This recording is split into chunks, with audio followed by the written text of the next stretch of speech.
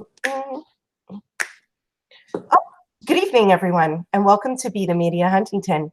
Tonight is Wednesday. Is it Wednesday? Oh, God, thank God it is. April 17th. I can't even believe we're halfway through April. I am Jenny Lee, and tonight I have with me Miss Lisa. Hello, everyone. And Miss Tina had something else she had to do tonight, a previous engagement. And just to let everybody know, we will also be off next week for the Holy Easter week break. Oh, I have a big shout out before we get started into the crazy stuff. Our two youngest fans just wanted to say hello and good evening, Miss Delilah and Violet Cilio. So say hi, Lisa. They watch us.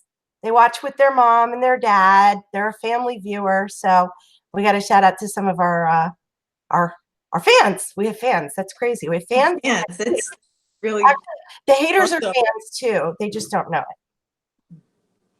Yeah. So today we are covering yesterday's town board meeting. It was a 2 o'clock meeting and it went on for 3.5 hours. Till dinner time. Went on till dinner time. It was till dinner time. You're right. Ridiculous. I got a phone call after it ended and I was told that the first 35 minutes was presentations and awards. Yeah. Yeah. The funniest part of this was Frank Petrone was there. They start off the whole town board meeting, and it's like, oh yeah, and I want to welcome Frank Petrone for being here, and Andrew Rea, because they had awards they had to give out. One of them was for Chris Pendergrass. He has ALS, also known as Lou Gehrig's disease, and they were giving him an award for all the things that he has done in the town of Huntington to bring awareness to ALS, including he does these the races, and he's participated with the multi-use park that has areas in it for children with special needs to be able to play with typical children. So that's what that award was at. You watched it too. Was there any ones that you thought really stood out for the most part? No, I mean, I like the dog. I like the pit bull house up for adoption. Yeah, I do too. I like that they do that. What I did notice was the wells. That was, I think that if we go in order with what happened, they started talking about the Green Lawn water and the South Huntington water, that there's leaks and Really there are levels of I-40 dioxane in the water. And one of the locations, I don't know why I'm laughing. You shouldn't laugh about this at all. If we're not laughing, we're going to cry. This is why I drink all the canned sparkling water all the time. Yeah. I don't drink it. So there's a public hearing scheduled for May 29th, and they need $6 million to fix the wells. The one well was built in 1960, and it pumps 4 million gallons a day. That's the one that's located on Wicks Road in Huntington Station. So they said that they're going to pay for it by raising taxes or rates. And they're saying it'll cost an average of $12 per year per person. I don't know. I don't know. I mean, what's the cost not to do it? Dying? They're saying, though, that dioxane is not regulated, but it doesn't really matter. Well, why now? Well, I mean, it's like, why hasn't this been done? Breast cancer rates, on Long Island, Yellow and Huntington, are astronomical, especially Suffolk County. So why now? Should have been done like, when that other big man that was there yesterday, when he was in office for 28 years, almost 30 years, the longest serving town supervisor in the state of New York's history. Yeah, I wonder why he left New York so much. Maybe his water didn't taste good. That could be it. That'd be it. I don't think he was heavy on water. Clearly. No, he liked his fried chicken. I like my fried chicken too, but I've learned to limit my fried chicken. So what I did learn listening to, you know, who came on was Bartels Yes, for Bird Dog for You. yes. I get Yeah. it. His delivery sometimes is, you know, he gets a little, but I'd be a little crazy if I've been down there saying it. You know, I'd sound a little crazy at some point. Yes. But there is no maximum contamination level. They call it the MCL in the business. Yeah, I wrote that down too. Oh, I was you did thinking, too? Oh, see, yeah. air high five, Lisa. Ready? Go. MCL on radon. Yep. Radon and polonium. Polonium. Were you thinking about the little guy from Bugs Bunny, the Martian, when he kept saying polonium, Yeah. plutonium? I It's got that little guy. and what else is in the water? And he said NTNB or NTMB and whatever, some one of those. I wrote it down, but I wasn't sure if I wrote it right. Yeah. Yeah, I mean, whatever you want to call it, it's toxins. It's cancerous water, whatever you want to call the contaminants in it. It's cancerous causing water. And meanwhile, what they do is they don't, you know, what they should do is they don't have they been putting out the water reports? Like they'll say, oh, we have the best tasting water, but they don't put the reports out. It's safe levels. Yeah. It's safe levels of cancer. But it says right here, Levels there's of no arsenic in your maximum water. contamination level. So what are you going by? What is your chart that you're going by that tells you, don't drink the water? Yeah. I won't even There's do only a little bit of arsenic in your Fruit Loops. There's only a little bit. It's safe though. Yeah. Yeah. We'll just put a it's little only more. a little bit of mouse shit. I'm still gonna kill the mouse. Yeah. Yeah, so one mouse shit. That's all it takes. I'm I'm buying 50 traps, and if the trap doesn't work and I still find mouse shit, then I go to sticky traps. Why? Oh, Because you can't have disease anywhere near your areas where you're going to be eating or drinking, right? So if I can't have a mouse turd, you've got radon and dioxin. I just, it's, I'm a cancer survivor. And I always call it a prerequisite, but the only prerequisite that I had before I got cancer was the water. It wasn't my weight at the time. It wasn't what I was eating at the time when I got it. It wasn't family history. I'm the first woman in my family who's had breast cancer. The first one, no other woman in my family on both sides had breast cancer. I'm the first one. And it all comes back to the water. I don't smoke. I don't have a drinking problem. I mean, I hardly, right? And it's the water. It all comes back to the water. I don't even know what to say. It's disgusting. That town board sits up there. They want to drink their little bottles of water. Like that man said, like Bird Dog said, he made a comment, and I wrote it down too. There's a really common sense way of fixing all this. Fix the taps. Right. Then you won't have the plastic pollution from the bottles, gazillions of pounds of plastic bottles. God, we were just talking about Which and you right? were with me, but we won't talk about where we were. But we were together, and we were just talking about the leaky pipes going out to Bergen Point.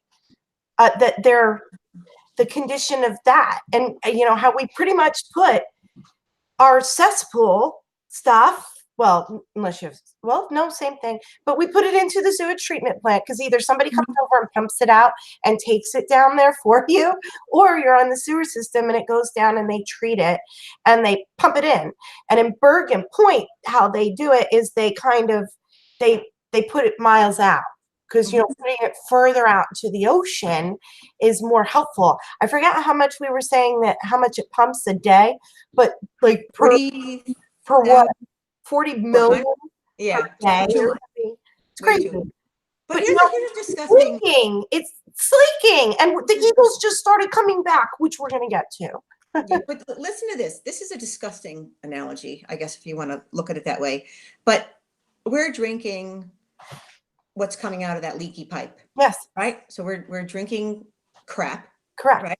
And we're drinking fecal matter and everything else that's in that stormwater runoff too, because it leaches into the aquifers. But what happens when you have issues like with severe diverticulitis or other issues of your intestines, where you can get holes in your intestines, and your intestines can get severe infections and even leak. And if they leak, your intestines leak, you could die. That's what they call leaky gut, right? Leaky gut, you could die.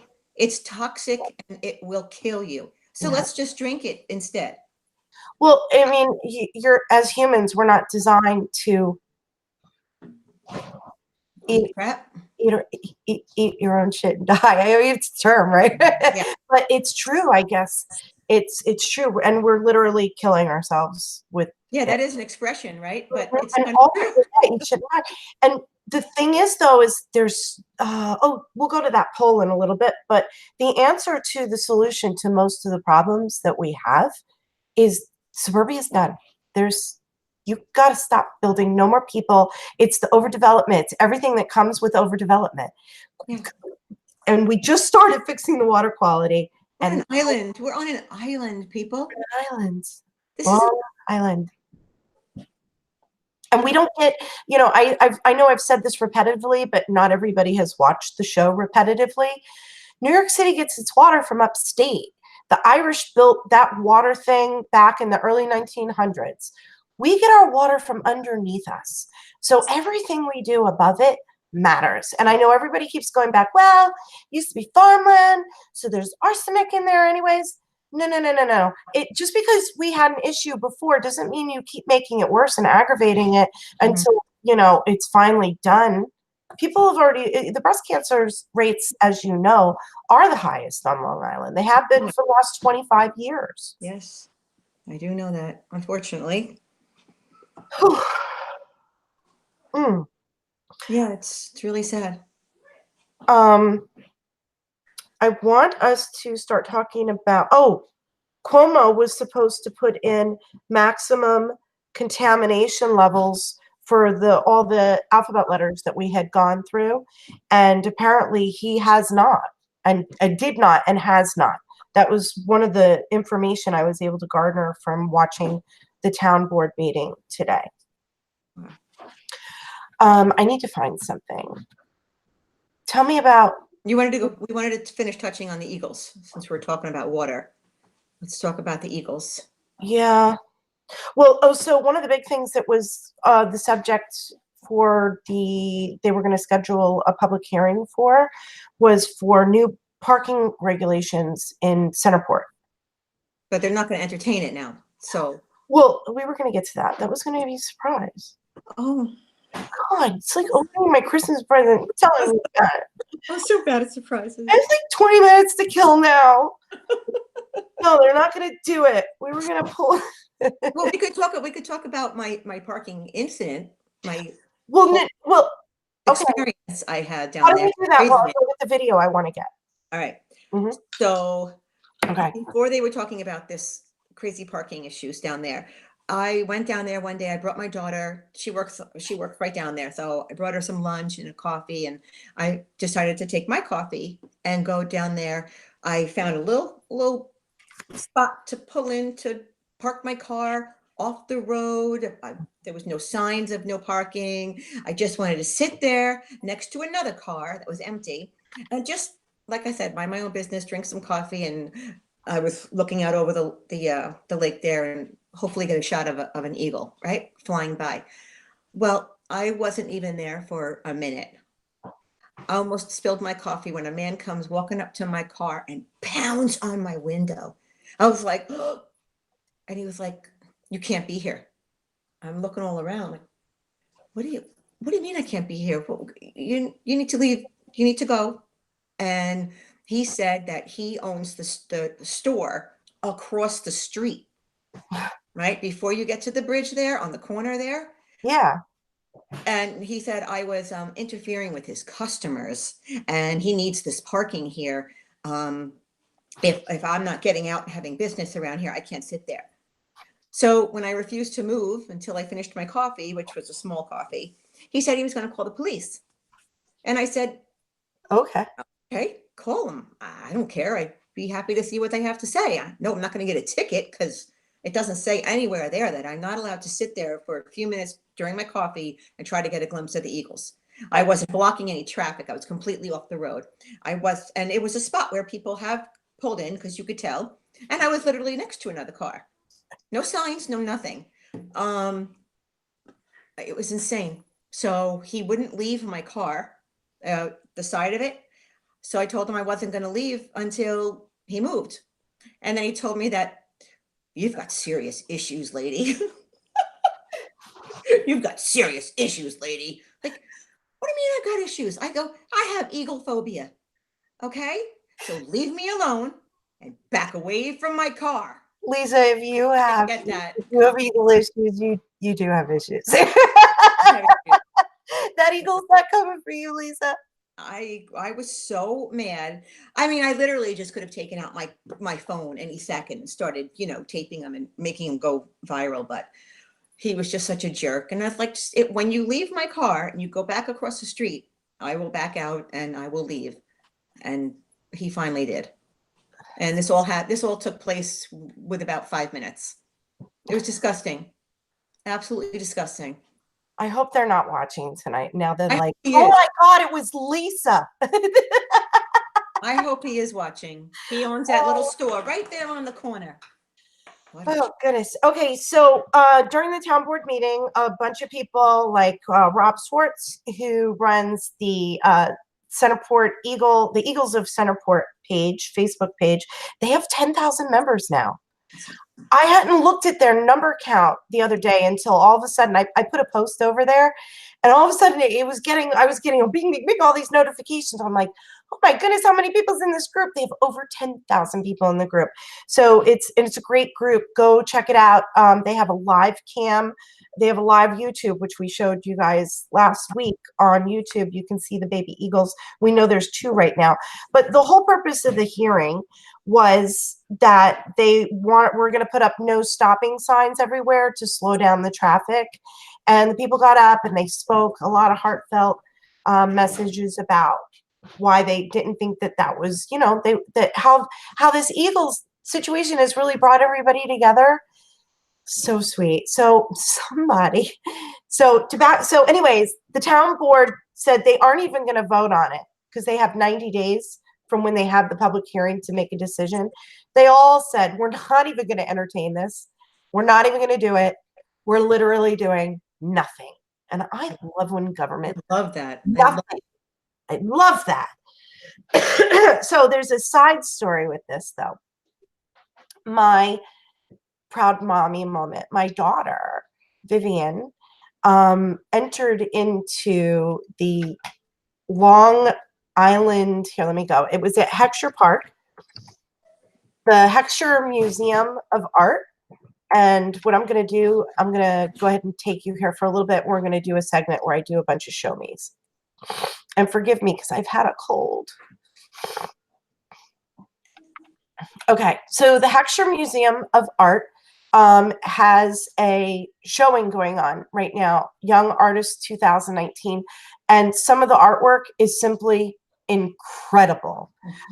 They are going to be there, I believe, until May 5th, something like that. We'll just go down there. Go down there. They're going to be there till early May, and check this out. So my daughter, they have 379 entries of 57 different schools, and they put up 80 different photos or art pieces, and they give out 36 awards. And some of these things are just, I mean, these are high school students. I'm going to show you my favorite one. This one is done on black canvas with white chalk. Wow. It's white charcoal, not chalk, white charcoal. Look, yeah. On a black canvas. It was just amazing. It incredible. So go see this show. But my daughter won an award, and this is what she did. Oh She did the Eagles of Centerport. And I love this. Look, the shadowing, like you see the lights on the nest, and the babies have so much emotion. You can tell I'm so proud of my daughter. I'm going to read you the story behind. Look at the people looking like, look. No, they're the photographers, and look at their shadows. And then there's shadowing down here by the water, the light playing here. And look at all the traffic. Look at all the traffic by Vivi. She's so awesome. There's that guy who told me to move. Look at Daddy that. bird, daddy bird, mommy bird's going to get more, but look, he's got a fish. He's got it. So that was my proud mommy moment. And I had put this on the Centerport. This is the bald eagles of Centerport. I had put it on their page. And again, they have some incredible footage, live footage and everything going on over here. And somebody took this off of here and presented it to town board with the story I was told. And I'm trying to scroll to get you the story. So many pictures. There's so many pictures. This place is just, they have just, oh, they're down there every day. I mean, yep. If you've been watching our show for a while, you'll know that we're really obsessed with these birds. But that's. I've got eagle phobia. You do? Yep. Eagle phobia. I heard about that. Okay. I'm going to stop sharing for a second. I'm going to find this and then I'm going to give it to you because you're going to hear this story. Here we go. I got it, Lisa. Good. See why it's easy when you have an extra person to bounce off and then you guys can pick it up and I can find all the screen shares easier. Okay, so this is the story. Rediscovered, this is the story behind the thing that she did. Grade 10 art teacher, Kristen Singer. She was inspired because you have to do what your inspired work by a previous piece of artwork. And this one from the Long Island Biennial 2018, Holly Hunt Somebody 2017. That's the picture there. My work, Rediscovered, was inspired by Holly Hunt's Somebody, a work from her series Abandoned Beauties. Her photograph reminded me of a local news story from last year about abandonment and rediscovery. Decades after bald eagles disappeared on Long Island because of habitat loss, hunting, and the use of pesticides, a pair of eagles returned to Long Island at Mill Pond in Centerport, building a home in an abandoned osprey's nest. As word of the eagles' return spread, bird watchers, naturalists, and curious bystanders gathered to watch in awe these birds of prey. I loved how the community was brought together by their collective rediscovery of these beautiful, majestic birds. In my work, I decided to illustrate the community's enthusiasm for the eagles' return to Long Island. The bold colors and strong sunlight worked to capture the wonder of their joyful homecoming. Huntington Fine Arts honorable mention. That's my girl. My girl. I'm so proud of her. So, all right, enough bragging. But I have to. So, anyways, it fit in. And when I heard that somebody had done that, I was like, that's so sweet. Oh, so if you go to the Heckscher Museum Facebook page, they're having a virtual visitors award that they're giving out in addition to everything. It's to build traffic on their Facebook page, which is cool. But go there and vote for my girl. I never ask you guys for anything. Do that. That's awesome. Oh, so fun. Oh, I also learned two things from watching this hearing. We currently have 8 to 10 nesting pairs of eagles and on Long Island because our water's doing better. So stop building. They're projecting 20 by next year. I also learned, and it was slipped in and we need to look into, Jellyfish, which is the building between the Mill Pond restaurant and the one that's now under construction that used to be the Thatch Cottage. Mm-hmm. In the middle is Jellyfish. Yeah. That's proposed to be 15 apartments. I learned that in this 3.5-hour meeting. Sorry, again, I get so sick. I don't have tissue. Wow. Okay. Well, they won't be. Mm-hmm. No, go ahead. Go. There won't be any parking. I mean, it's just ridiculous. And then where is that crap going to go? Right where the eagles are. There's already no parking. You know what they did tonight? It's the first time I ever agreed with Joan and Mark, who were against everybody else that voted for it. They raised the rates of parking tickets, or the meters. They raised the rates of the meters, Mhm. but we have a parking issue. So you're basically now forcing us to pay more, but not providing more alternative parking spaces. I don't know why there was internal, but from what I saw and what I listened to myself, Mhm. how dare you? You're basically forcing us into a situation where we have no choice but to pay as much as you want us to, because you're not providing enough parking, because you're giving out variances. And we're going to get out into more of that in a second. If we're going to get back to that, then let me discuss, that kind of ties into something I wanted to bring up, Mhm. if you don't mind. No. When you talk about Mark Cuthbertson, first of all, I don't have a fever. I did misspeak. I got a text message that said you said phobia and not eagleaholic. I'm an eagleaholic. I don't know why I said phobia. Duh. Weird. Anyway, Did you say aholic? I said phobia. no, eagleaholic, because I'm obsessed with the Eagles. I Phobia. I heard phobia. Means like, I know, that's what I said. Like, I'm afraid of them. I misspoke clearly. Okay. I just got reminded of that. But when you bring up Mr. Cuthbertson, I let you know I don't have a fever and I'm of sound mind and body right now. But I agreed with something he said tonight. Yesterday at the board meeting.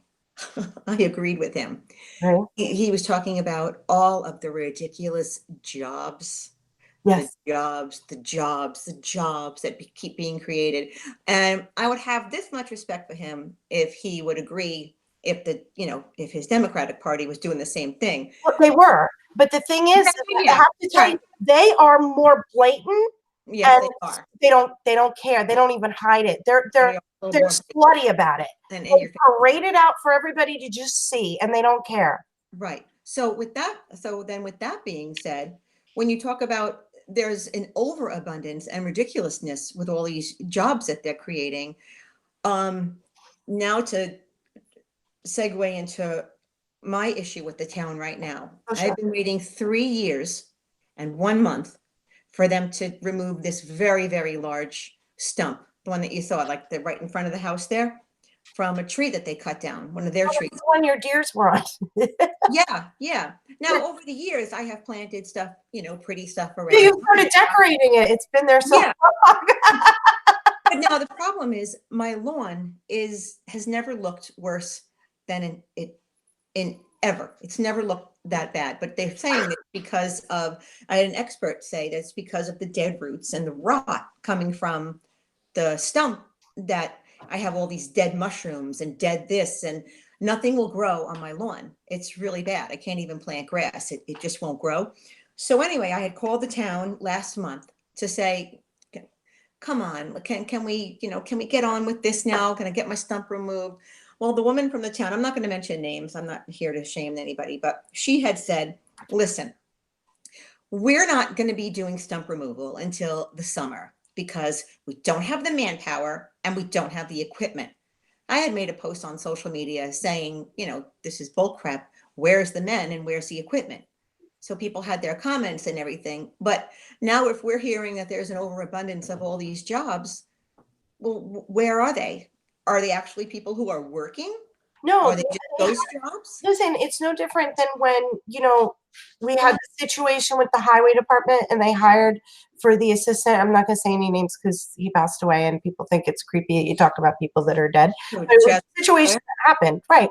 And the assistant, the assistant highway guy was a divorce attorney who was sick, and he was sick when they hired him. So that's when you're just really padding jobs for your friends. Right. So people out there helped him You need get to hire qualified people. Like if you're hiring somebody for the highway, hire somebody with some experience, which by the way, I have to say, I know we were really, really hard on him during the election, but Kevin O'Reilly's doing a really good job. Right. Well, I called his office because somebody had messaged me and said, hey, Lisa, heard what was going on. Call Mr. O'Reilly's office. So I did that day, and very lovely woman, kind of felt bad, for my stump issue here. And she said to me, hey, listen, you're not the only one. That is a long time, but Yeah. some people have been waiting just as long. A lot of people have been waiting just as long as you. She said when Mr. O'Reilly came into office, he inherited over 700 stumps. I don't because know that. Gunther was a mess. And think about it. he It was was. Gunther who hired the divorce attorney. That Mhm, office got nothing done. It was the worst year for snow removal. It was mhm. horrible. And in the same year, his pub went on fire, Gunther's Tap Room in Northport. So Yeah. it was like it was almost like, did somebody do that on purpose because he's doing such a bad job? And or maybe he was targeted. Who knows? Who knows? He was So, set up to fail. Who knows what happened? But it was bad. Um, okay. Well, listen, so a couple of days later, sorry. which I thought was impressive, a couple of days later, um, I just found this, but it was dated April 11th, which is a couple of days after I had spoke to the lovely woman in Mr. O'Reilly's office. Well, the town came by and left this little card in my mailbox with a Q alert number. And I was at work, unfortunately. It was 3 o'clock in the afternoon. And it says, "We are sorry we missed you. The highway department evaluated your tree," which is really a stump, "at this location and determined the tree's needs." Well, there's 5 choices, and they were supposed to mark off something. And there's no boxes checked. So I don't know what you plan on doing. Do you plan on coming back? Are you going to remove my stump? I mean, I don't know what you're doing. Well, I guess you're gonna have to call. I would So take a picture of it and email it over and say, "What are we doing?" I would yeah, send a picture of the stump and say, "To save you a trip," and then you have a paper trail record. And then yeah, we'll follow up. We'll see how good they're really doing. yay. Yay, we have a task. Okay. Okay. Um, did you notice that a lot of Baymen came out? Yes, I That was did. a big deal. Oh, I just want to let people know. Wait, no, actually, right here. We're now 2 hours into the public portion. Right? This town board meeting was so long. It took us 30 minutes to cover. We saved you so much time and pain. So we're now 2 hours into the public portion, finally starts, and Jeff Partells gets out and he wants to remind everyone about the Northport LIPA stuff. Mm. And he starts talking, he brings out this little toy car, right? He's driving the car around. And he's reminding people that there was a deal made for them when the LIPA thing went in originally. And they were like, yeah, we're going to paint everybody's cars because the paint was just falling off of people's cars. So they offered, we'll repaint your cars. So they repainted everybody's cars for them. A lot of people, because there was a lot of car damage. And he goes on to say, and nobody was concerned about the paint was falling off my car. What I was it wonder breathing? what's happening in my lungs Exactly. or, you know, other things. So I thought that was very interesting. Yeah. All right, so back to the Baymen. The Baymen came in and they were very upset. There was a bunch of them. We got to take care of our Baymen. They're upset about what's happening with the over dredging with the oysters. Did you understand all that? I didn't understand all of it. I did get a lot of that because used to date lobstermen back in the day in Huntington. So I remember a lot of that. And my uncle used to be a bayman over there. So I know how it works. But yeah, I mean, I know they were upset about sailing, the motors, So you know. my husband's best friend, when he wasn't my husband, he was his best friend, and we were all roommates. So I lived with a clammer, and we used to hang out with clammers, and they would play on their jet skis when they weren't you can't really do jet skis anymore in the bay. They don't allow it. But Turns everything up. right, so we would go, well, no, it's just it makes wake and you have fun. They take away everything that's fun. So, anyways, he would drop me off on one of his friends' clamming boats and they would go jump waves. So they would use clamming rakes and they would rake from the bottom of the ocean to get all their clams up with these rakes, right? Yep. So now what they're using are these electronical dredging rakes that hang and they really really move things up. They Where was my notes on this? They smother the fish eggs. They're destroying the crawfish larvae, and they need to let the oysters go 2 to 3 years to get to full maturity. Yes, to that's make what. sure they reproduce. Yes. And they said, we're literally crying about what we're seeing. Mm. I mean, to see these men go up, I mean, these are men that never go to town hall for anything. They're too busy hanging out on their boats making a living. These are Mhm. hardcore men, fishermen. So they got together and worked on this shellfish management legislation. And there's going to be a public hearing on it on May 29th. And I think anybody that's interested should go down there and really support them. It looks like I took a good glance at it, and it looked really, really interesting. Like they really did a good job. Like they really thought it. They love the Bay. There's no better person to help form legislation for shellfish management than the people who are, molesting her for their business every single day. That's their job. They know that it's like a farmer. They're not going to go in and destroy the land. They're going to go in and they're going to plant it in specific ways to make sure that they always have another harvest. Mhm. The best interest of the earth, the best interest of the Bay. So it's May 29th. I hope people take the time to go down and support our baymen. I wrote that down. There was some interesting settlements. I'm going to get into those, then I'm going to circle back to Daniel Carpin because he goes into what I want to go into with next. I wasn't able to really get any major information on these, but there was a Leonard Tarr from the Torrens Banks, and apparently they handle the franchise fees for our cable companies. So the cable companies pay your town a franchise fee for each cable box that they sell within your town. A lot of money.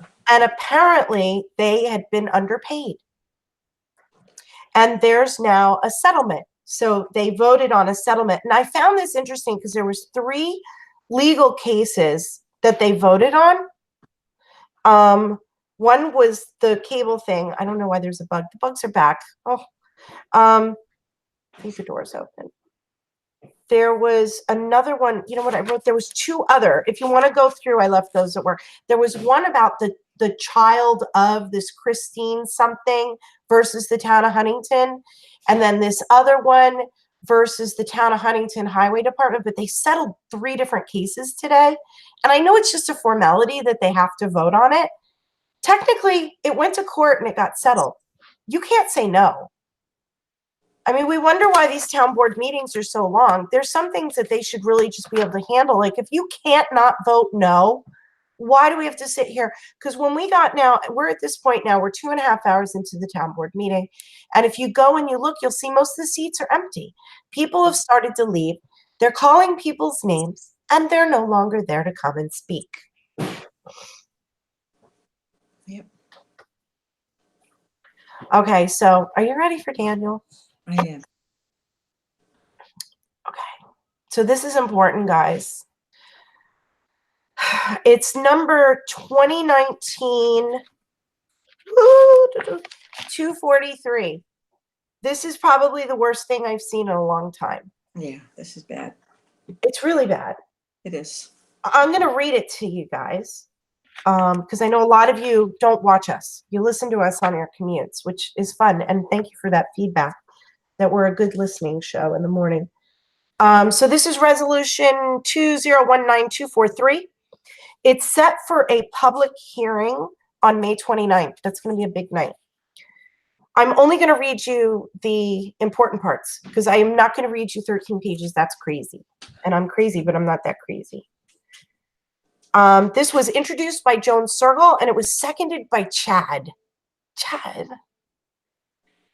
Whereas in an effort to assist more individuals and families within the town of Huntington, the town board seeks to amend the code of the town of Huntington to reduce the current minimum lot size requirement for an accessory apartment from 7,500 square feet to 5,000 square feet, and reduce the current lot frontage requirement for an accessory apartment from 75 linear feet to 50 linear feet. Whereas in a further effort to assist individuals and families, bullshit, within the town of Huntington, it screws the rest of us. The town board also seeks to, I'm sorry, that's not in this.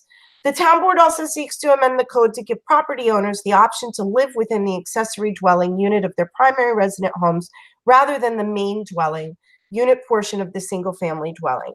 And they go on, but you don't need to hear it. First of all, you should be able to live wherever the hell you want in your house if you have an accessory apartment. You shouldn't be able to tell me whether it's the smaller part or the bigger part. I should be able to live in my garage if I want, rent out every piece of my home if I want. The only thing going down and registering as an accessory apartment in the town of Huntington does is give them $1,000 for each whatever and however they have it set up. You get no benefit out of this. You think we have a parking net problem now? Where are all these extra cars that are renting apartments going to park when the frontage is being decreased from 75 feet to 50? Less parking spot, right? Okay, because now there's more cars. Now you can have more off-street parking, which we already have a problem with. Now this is town-wide. I am going to let Daniel say why the biggest problem is with this, and then we're going to go talk about the poll that we did, because it's the people don't want this. It's clear. I don't know what the politicians are thinking because they live in a completely alternative universe than the rest of us do in the real world. They have done no study to indicate how many homes that this even would impact. Mm-hmm. They have done no SECRA, no environmental impact study.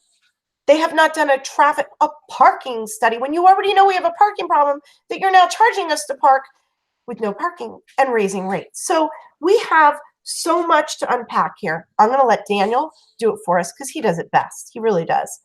Let me get over here with Daniel, who's right here. I hope the sound works with this one. I do my best. Where did Daniel go? Do you see him? I see him. Okay, because I got to go find him to make his screen bigger and press play. And so many empty seats from 2.5 hours ago. And the seats are all empty. You see? Is that bigger full screen? Yes. Let's rock.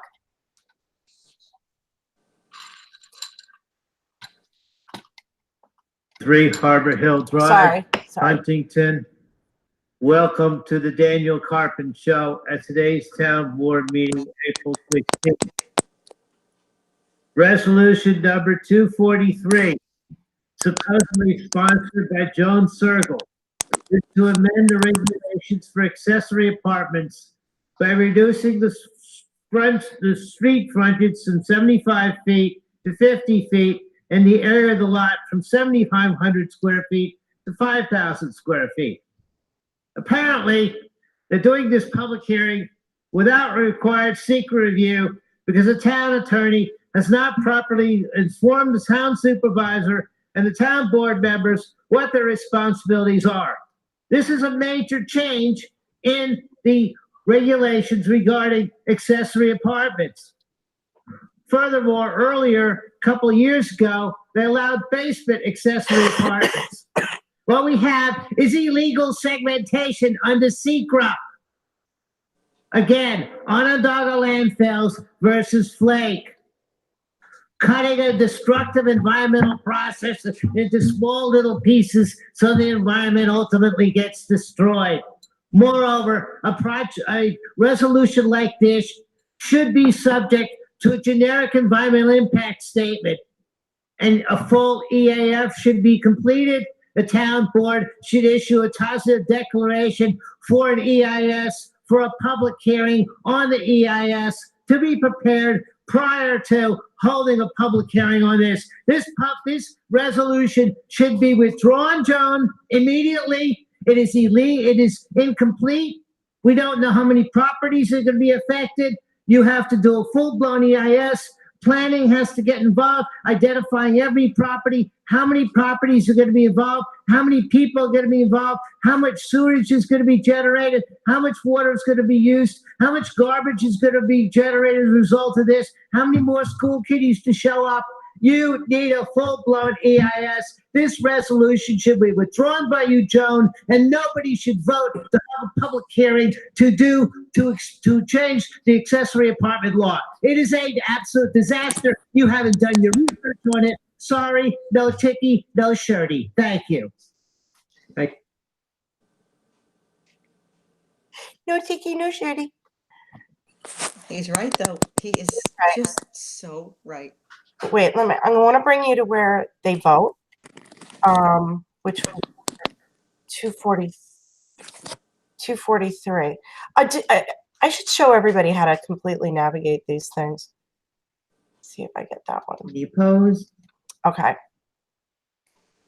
I want you to see who votes for this. I think it's important. Yeah. It's important. Don't you think it's important to know who voted for the public hearing? Oh, yeah.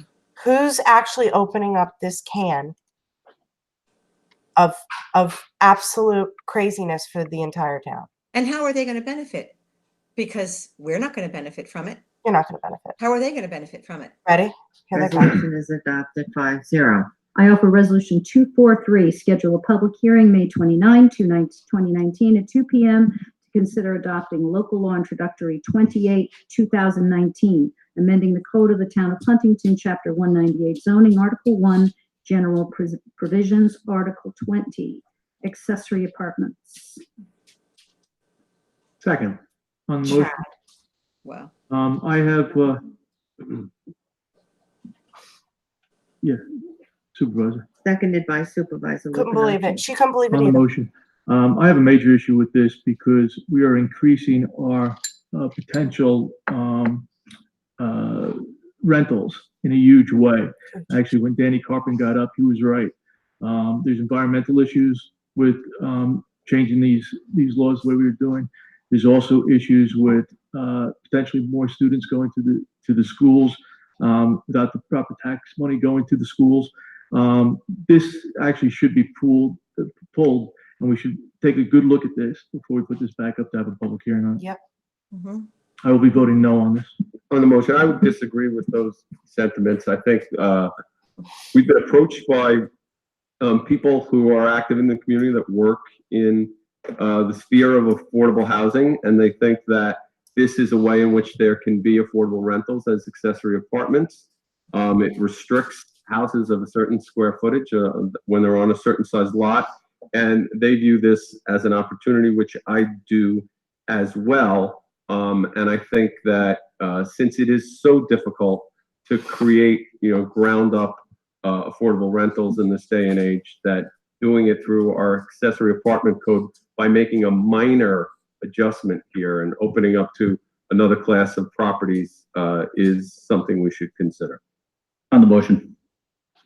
The portion of this that says that the homeowner should have the option to live within the accessory dwelling unit is something that I support, but the remainder of it is not something that I would support. I agree with that. think the downzoning of this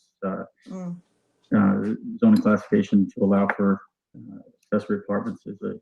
So we've got two mistake, no's. Particularly considering that it would allow. for Chad voted vacation. for the public hearing, and we got two That's a yeses. mistake in a direction we shouldn't be going. So I'll be voting no on this. Now you know who you have. Respectfully disagree. Noted. Noted. Noted. All in favor? Aye. Aye. All opposed. Any opposed? Aye. No. Sorry, I Aye. had to put that in. Or as Mark does. Oh, I'm so bored. So, Mark made a comment, and I love that I can review this here. We're not changing it that much. You're going from 75 Minor, he linear said. right, minor, 7,500 square feet to 5,000 square feet. Okay, so it's a 2,500 Minor. 2,500 square foot difference, which is half of 5,000. You're literally asking for a third of an increase. You have no idea how many homes it is because you have not even done the study. In the entire town, it's a town-wide law. Don't tell me it's not going to be abused. Mm-hmm. It just, and the thing with the parking, it seems like not a lot, 75 linear feet to 50 linear feet, but 25 feet is still half of 50. It's still a third It's a third. It is a big deal. It's And who's going to a enforce all? horrible thing. Who's going to enforce all that? You don't have the manpower to take out a damn stump. How are you going to have the manpower to, you know, to regulate that? There's some really great articles out there. I want to get them out there soon, but critics, accessory apartments help town, hurt schools. Truth. Town school apartment law sells us short. It does. The sewage treatment alone. Okay, listen, you try to do an addition on your house and add a bedroom. You have to change your cesspools. You have to add, that's all stuff you have to change. So now you're converting and adding people. You're adding density. We have sewage. He's right. Sewage, trash, everything, schools, off-street parking now. This is not a good environment with everything we're facing right now. So the public portion finally ends 2 hours and 45 minutes in, and we have brought that to you in a beautiful 50 minutes with 10 minutes to go. I do want to note that one of the things that pleased me that they voted on is they agreed to the contract for the farmers market. Mm-hmm. So they'll be doing that. Oh, there was somebody else. Christine Calabrese from 5G. Oh yeah, she discussed that 5G stuff. Yep. Did she? Her French is pretty. I thought that was so funny. So it was 2 hours and 33 minutes, and Christine Calabrese got up, and she did really well, indicating. So the problem is with this is it's a federal law. Our town can't do anything about it. It's a federal law. It's coming from a federal thing.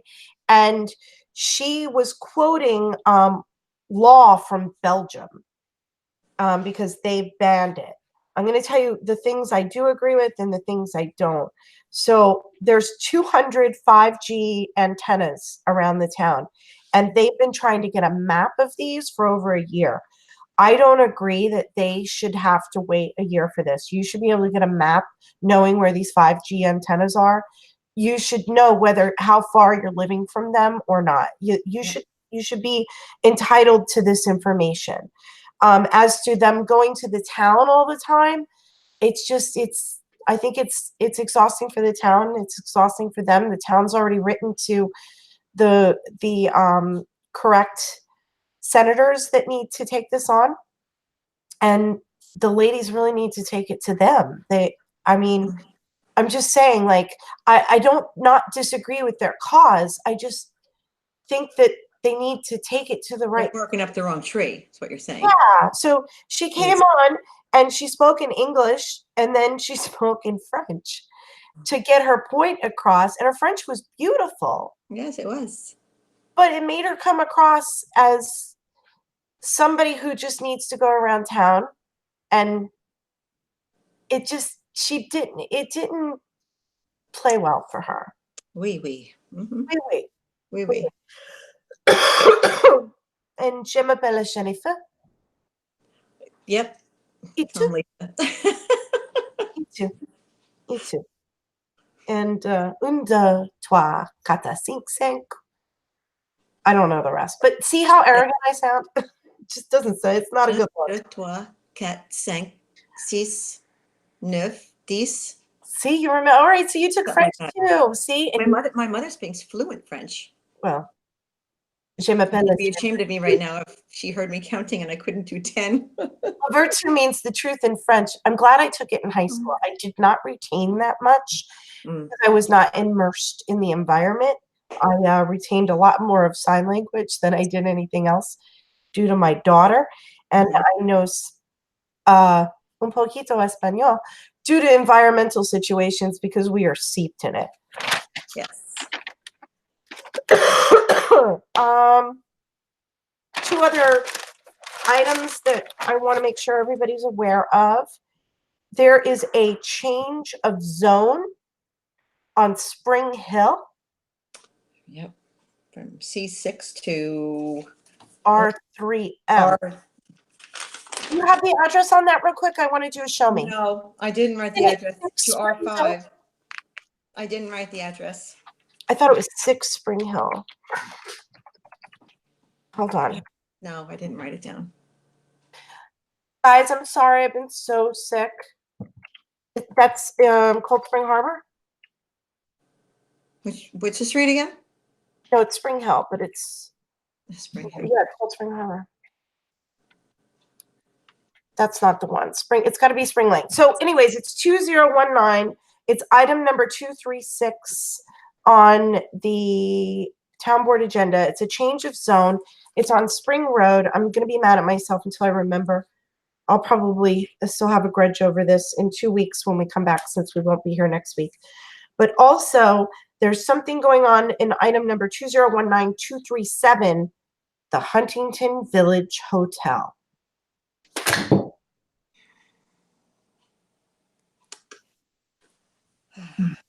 It's been sitting there for a while. We did a show on it a year and a half ago. We were down there. Yeah. So they are, I guess they're encasing another piece of property as part of what they want to do there. And they changed and reapplied. So it looks like that whole area might be starting to come back alive again, which is interesting because the building that we showed last week, the one that was supposed to have the rooftop bar that has all the blue board on it, now it's completely shut down. They can't do anything because the ground's bad. They built all that on bad ground. The water table, and it's bad. Like poltergeist stuff's going to start coming out. And it was doomed from the start. I mean, rooftop bar, come on. Stupid people. I mean, what are they doing? Ruining all this land just to build something and say, oops, we can't do it anymore. What kind of an idiot does that? Seriously. I know. I know. Just asinine. Absolutely. Makes me sick. And then you bring, then it just leads you into, just killing off all the wildlife. And that's just. No, I want to end on a happy note. The Eagles are back. The Eagles are back. Again, back.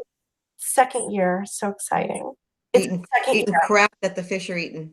Well, this is why I'm really starting to be concerned, because they banned enough of the pesticides to now that we're starting to see the fish come back. We're starting to see the eagles come back. It's a good sign.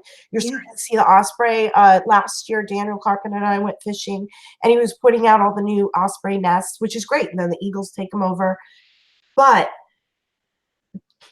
we talk a lot about development, but most of it is still in the phases where it's either been approved and not built, or in process of being built and it hasn't really been inhabited. So we haven't really seen the impact of the boom. Well, we just know that they're just not going to stop until there's no green anywhere, and there's going to be no more. When that fox, I talked about it, 2 weeks ago, whatever, when that fox ran across my car, I mean, it was incredible. And then when I just drive around and you just see like the seasons, and then the Schneider's Farms that they're going to start building those homes on. That's one thing we'll do. We're going to be on break because we usually take off whenever the kids are off. I'm sorry, because I'm Barbara Walters and this is my show, and we have to work around the children's schedule. Sorry, we have to. So we take off during the breaks that my kids, Dana's kids, and Lisa's grandkids are on break. Grandchild, sorry. So we'll be off next week. And we generally also take the summer off, just as a reminder. Mm-hmm. Goodness. But what we'll do is we usually do the live feeds, and there's a couple of construction sites. I want to bring everybody down to the site, including the non-veterans housing, because we still don't know if they're moving veterans in. So I'm still going to call it the non-veterans housing until I see a real vet and some flags. And then the building that they shut down, I want to get back down by that site. Have you noticed that Source the Station has stopped for the last 5 weeks? Stopped what? I haven't heard anything. Nothing. They went in with a bunch of construction trucks. They they put the foundation up because they had the steep hill there, and nothing, no machine, Over by Olive Street, you mean? no action. Over by, Olive Street and Walgreens? yes, For that construction? yes, Olive and New York Avenue. Yeah. Nothing, Oh, nothing, right. Yeah, that's true. I haven't seen anything. nothing. There's just a ton of action over by the old Outback every day. They're Yeah. they're moving forward with that. Nothing. There's a lot of change going on in this town right now. I wonder what Kmart is going to be soon. I heard a ShopRite, but I heard that a while ago, so I don't I know. heard that a while ago. I've seen nothing. No, I've seen nothing either.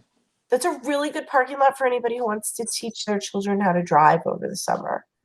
So it's empty. Nobody's over there. You don't get One of my favorite stores over there, Home Depot. or go rollerblading. No, because Home Depot's kind of full, and then it's a little full over by Burger King, but the whole huge Kmart area is open. Mm-hmm. Driving, teach your kids how to drive, or get some rollerblades, or take your kids over there and let them get on their bikes. They got a big area. It's pretty safe. Nobody's going through there right now. So anyways, Lisa, you know what time it is? Yes. What time is it? It's time to wrap it up.